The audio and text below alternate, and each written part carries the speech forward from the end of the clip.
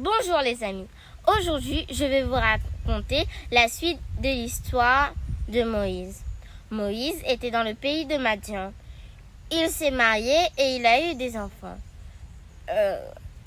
Quand il était dans le désert, il a changé d'école.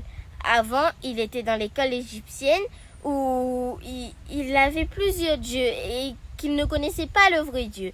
Mais maintenant, il était dans l'école du vrai Dieu créateur. Moïse était berger.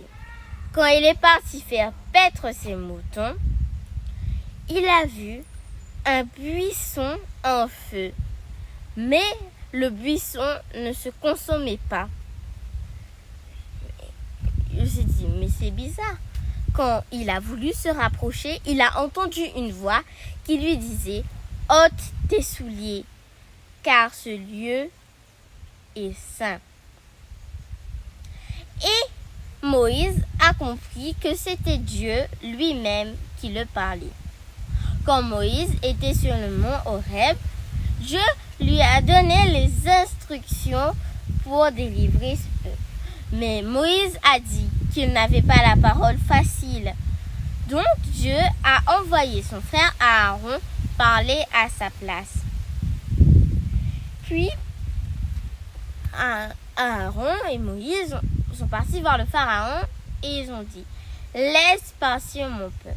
La première fois, le pharaon, il a dit non.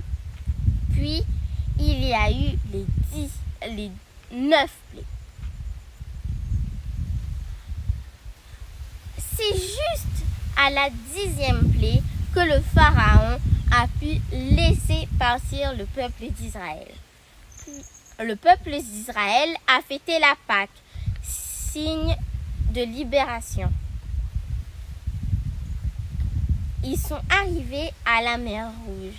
La mer Rouge il fallait absolument passer par là pour arriver à Canaan. Le peuple, il paniquait. Le peuple disait « Vaut mieux que on mourrait en Égypte ». Il commençait à marmonner. Moïse a levé son bâton et Dieu a ouvert la mer Rouge en deux. Ils sont passés, mais les Égyptiens étaient derrière eux. Le pharaon avait changé d'avis. Tous les Israélites sont passés. Quand les Égyptiens allaient passer, la mer s'est refermée sur eux.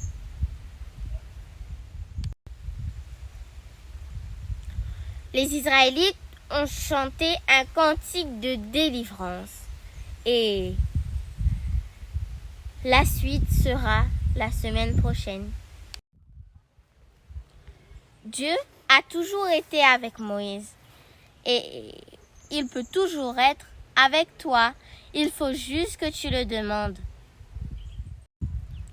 Dieu a donné des directives à Moïse. Et il peut aussi t'en donner aujourd'hui. Donc, il faut que nous lui fassions confiance. Dieu a protégé le peuple d'Israël des Égyptiens. Aujourd'hui encore, il peut nous protéger de tous les obstacles qui peuvent être devant nous. Alors, ne nous éloignons pas de lui. Au revoir.